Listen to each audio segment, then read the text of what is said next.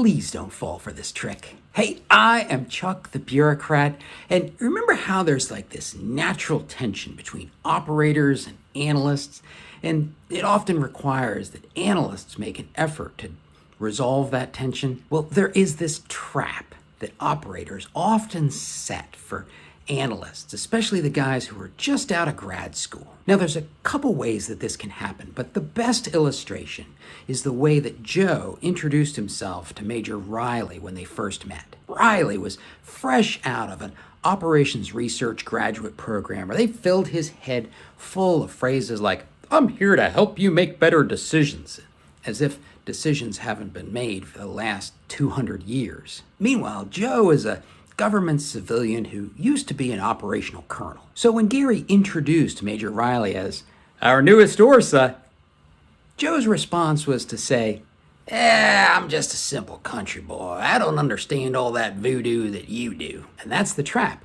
They'll say things like, I'm just a Cat 4 infantryman, or I barely got out of high school algebra. Traps.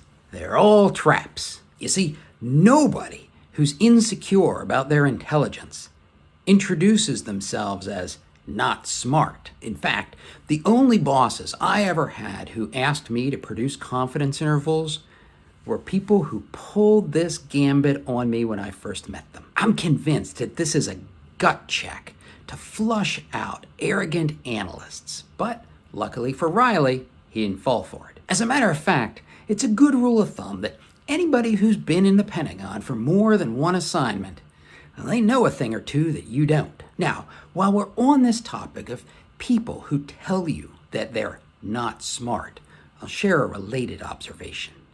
I am very suspicious of people who tell you that they are smart. It just seems weird to me. I mean, I grew up the kid who was always raising their hand first and breaking the curve on the tests.